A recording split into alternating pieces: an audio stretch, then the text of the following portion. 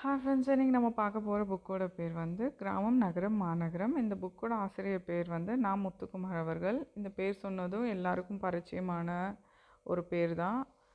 இவர் வந்து உங்கள் எல்லாருக்கும் தெரிஞ்ச மாதிரி இவர் நிறைய யுவன் சங்கர் ராஜா கூட சேர்ந்து நிறைய லிரிக்ஸ் எழுதியிருக்காரு. நிறைய பாட்டுக்கள், கவிதைகள், நிறைய கவிதை புத்தகங்கள், நிறைய கட்டுரை தொகுப்புகள்னு நிறைய விஷயங்கள் இவர் வந்து பண்ணியிருக்காரு. இந்த புக் வந்து நாம் வந்து ஒரு புக் ஃபேரில் வாங்கினேன். கிராமம் நகரம் மாநகரம் அப்படின்ற இந்த புக்கோட பேர் வந்து படித்ததுமே ஜெயகாந்தன் எழுதினதுலேயே ரொம்ப ஃபேமஸான, ரொம்ப பாசிட்டிவ் வைப்பில் இருக்க ஒரு புக்கு. அதுதான் வந்து ஒரு மனிதன் ஒரு வீடு ஒரு உலகம். அவர் எழுதுனதுலேயே இது வந்து பயங்கர பாசிட்டிவான ஒரு புக்கு. இது வந்து இந்த புக்கில் அந்த ஜெயகாந்தன் எழுதுகிற அந்த புக்கில் வந்து பார்த்திங்கன்னா மெஜாரிட்டியான கேரக்டர்ஸ் எல்லாருமே வந்து ரொம்ப பாசிட்டிவாக இருப்பாங்க. ஸோ இந்த புக்கோட டாப்பிக்கும் எனக்கு அந்த புக்கோட டாப்பிக்கும் கொஞ்சம் சிமிலராக இருந்ததுனால இந்த புக்கை வந்து நான் வாங்கி படித்தேன். நீங்கள் ஜெயகாந்தன் அவர்களுடைய ஒரு மனிதன் ஒரு வீடு ஒரு உலகம் புக் படிக்கலைன்னா நீங்கள் அதையும் வந்து படிங்க. ரொம்ப ஒரு பாசிட்டிவ் வைப்பான ஒரு புக்கு. இந்த புக் வந்து பார்த்திங்கன்னா யாருக்கு இவர் சமர்ப்பிச்சிருக்காருனா, காட்டின் பிள்ளை பவா செல்லதுரைக்கும் கொள்கைகளின் பிள்ளை பாமரனுக்கும் அப்படின்னு சொல்லி இவர் எழுதியிருக்காரு. பவா செல்லதுரை உங்கள் எல்லாருக்கும் அவரும் தெரியும்னு நினைக்கிறேன். திருவண்ணாமலையில் இருக்க ஒரு கதை சொல்லி, பிரபலமான கதை சொல்லி, ரீசெண்டாக பிக் பாஸ் கூட போயிட்டு வந்தார். அவரும் வந்து பார்த்திங்கன்னா உங்களுக்கு கதைகள் வந்து படிக்க நேரம் இல்லைனா கூட நீங்கள் வந்து அவர் கதை சொல்லுவார். அதை கூட ரொம்ப சுவாரஸ்யமாகவும் நகைச்சுவையாகவும் சொல்லுவார். நீங்கள் அவருடைய நிறையா வீடியோஸ் வந்து யூடியூப்பில் இருக்குது. அதில் நீங்கள் போய் வந்து செக் பண்ணி பார்க்கலாம். இந்த புக்கில் வந்து பார்த்திங்கன்னா இந்த புக்கை நான் வாங்கும்போது இப்போ வந்து முத்துக்குமார் அவர்கள் நம்மோடு இல்லை. அவருடைய மகன் ஆதவன் முத்துக்குமார் அவர்கள் வந்து ஒரு கவிதை எழுதியிருக்காரு. அது வந்து இந்த புக்கோட பேஜில் ஃப்ரண்ட்டில் வந்து பிரிண்ட் பண்ணியிருக்காங்க. அதை படிக்கும்போது கொஞ்சம் ரொம்ப நல்லா இருக்குது. அதை நான் உங்களுக்காக படித்து காட்டுறேன். அப்பாவின் புத்தகம்.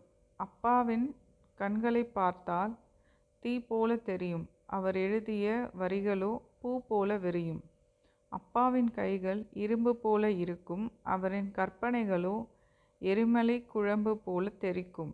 அப்பாவின் கால்கள் புலி போல் பதுங்கி செல்லும். அவரின் கருத்துக்களோ எங்கிருந்தாலும் அது வெல்லும். அப்பாவின் மூளை அவரது கற்பனை சாலையை கடக்கும். இது எனது வரப்போகும் கவிதை புத்தகத்தின் தொடக்கம். அப்பாவின் புத்தகத்தை வாங்கி தமிழ் வளர்க்க வாருங்கள். எங்கள் குடும்பத்தில் நீங்களும் ஒன்றாக சேருங்கள். இது வந்து நன்றி கவிஞர் ஆதவன் முத்துக்குமார் அப்படின்னு சொல்லிட்டு பதிச்சிருக்காங்க. டிசம்பர் 2020 வந்து இது வந்து பிரிண்ட்டாக இருக்குது. இது வந்து நம்ம நா. முத்துக்குமார் அவர்களை மிஸ் பண்ணாலும் அவருடைய மகன் ஆதவன் முத்துக்குமார் இவ்வளோ அழகாக வந்து இந்த சின்ன வயசுலேயே வந்து இவ்வளோ அழகான கவிதைகள் எழுதியிருக்காருன்னு படிக்கும்போது ரொம்ப சந்தோஷமாக இருக்குது. இந்த புக் வந்து பார்த்திங்கன்னா யூஸ்வலாக வந்து எல்லா புக்லேயுமே தமிழ் புக்கிலலாம் வந்து பார்த்திங்கன்னா இண்டெக்ஸ் பேஜ் வந்து டாபிக் எப்படி இருக்குன்னா உள்ளே அப்படின்னு போட்டுட்டு அந்த டாபிக்ஸ்லாம் வந்து கீழே வந்து லிஸ்ட் பண்ணியிருப்பாங்க. மெஜாரிட்டி அப்படி தான் இருக்கும். நான் இவரோட ஆல்ரெடி வந்து முத்துக்குமார் அவர்களுடைய புக் வந்து அணிலாடு மூன்றில், அதுக்கப்புறம் பட்டாம்பூச்சி விற்பவன், அந்த மாதிரி ஒரு சில புத்தகங்கள் நான் படிச்சிருக்கேன். அதில் வந்து இவருமே வந்து உள்ளே அப்படின்னு சொல்லிட்டு டாபிக் போட்டு அதில் அந்த புக்கில் இருக்க இண்டெக்ஸ் மாதிரி அந்த அந்த டாபிக்ஸ்லாம் வந்து லிஸ்ட் பண்ணியிருப்பாங்க. பட் இந்த புக்கில் வந்து பார்த்திங்கன்னா சாளரம் அப்படின்னு போட்டுட்டு இந்த புக்கில் இருக்க டாபிக்ஸை வந்து பேஜ் நம்பரோடு வந்து மென்ஷன் பண்ணியிருக்காங்க.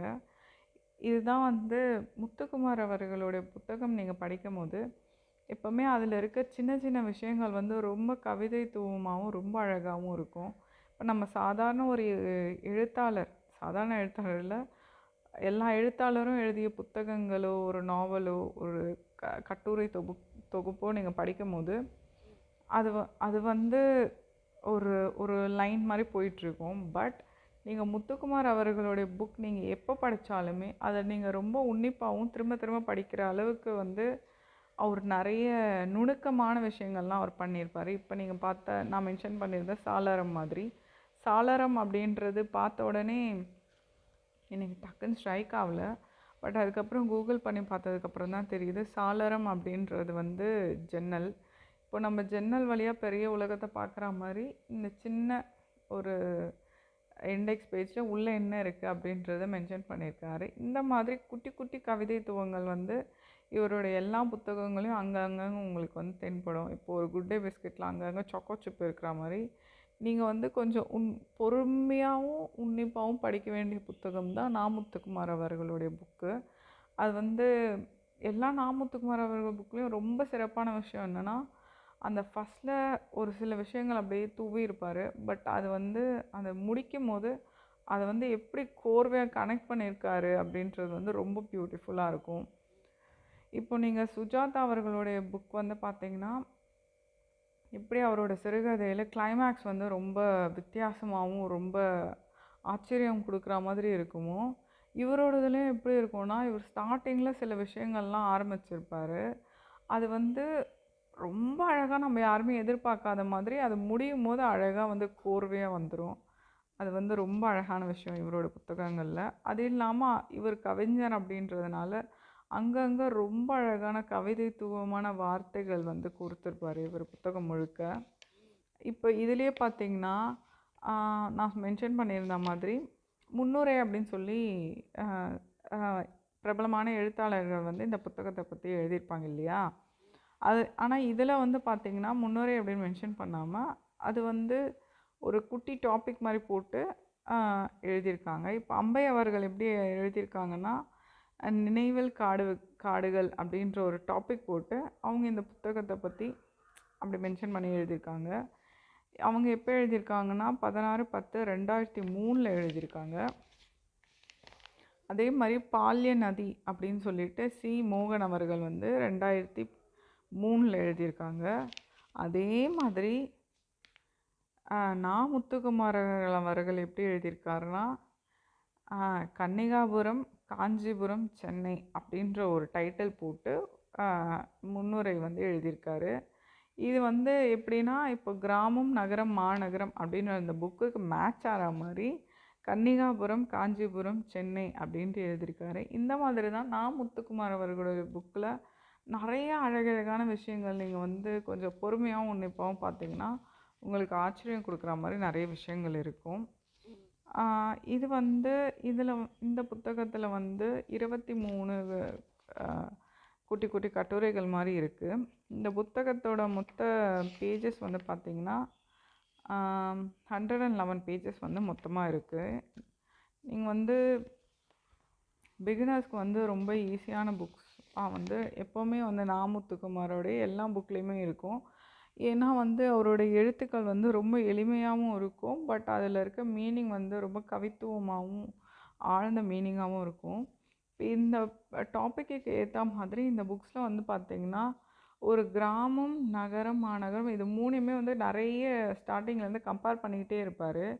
ஒரு கிராமத்தில் வந்து ஒரு ஒரு அப்பா எப்படி இருப்பாங்க, ஒரு பாட்டி எப்படி இருப்பாங்க, அம்மா எப்படி இருப்பாங்க, குழந்தைகளோட லைஃப் ஸ்டைல் எப்படி இருக்கும், அது வந்து இந்த 3 இடத்துலையுமே இவங்களோட லைஃப் ஸ்டைல் பல கேரக்டர்ஸ்லாம் எப்படி வந்து மாறுபட்டு இருக்காங்க, அவங்களோட சுச்சுவேஷன் எப்படி மாறுது. ஃபார் எக்ஸாம்பிள் இப்போ வந்து கிராமத்தில் வந்து எப்படி வந்து லவ் பண்ணுறாங்க, எந்த இடத்துலலாம் அவங்களுக்கு வந்து லவ் பண்ணுறதுக்கான சான்சஸ் கிடைக்குது அப்படின்றத வந்து ரொம்ப அழகாக மென்ஷன் பண்ணியிருப்பார். அதாவது இப்போ கிராமங்களெல்லாம் ஒரு தண்ணி எடுக்கிற இடம், அதுக்கப்புறம் ஒரு காய்கறி வாங்குகிற ஒரு கடை அப்படின்ற மாதிரி கிராமங்கள்லேயும், நகரங்களில் வந்து டைப்ரைட்டிங் இன்ஸ்டியூட் அந்த மாதிரி எல்லா இடத்துலையுமே ஒரு காமனான விஷயம் அது எப்படி மாறுபட்டு இருக்குது. இப்போ கிராமத்தில் எப்படி அது நடக்குது, நகரத்தில் எப்படி நடக்குது அப்படின்ற மாதிரி இந்த மூணுத்துக்கான டிஃப்ரென்சஸ் வந்து உங்களுக்கு நிறைய வந்து உங்களுக்கு வந்து காமிச்சிருப்பார். எல்லாமே வந்து இந்த புக்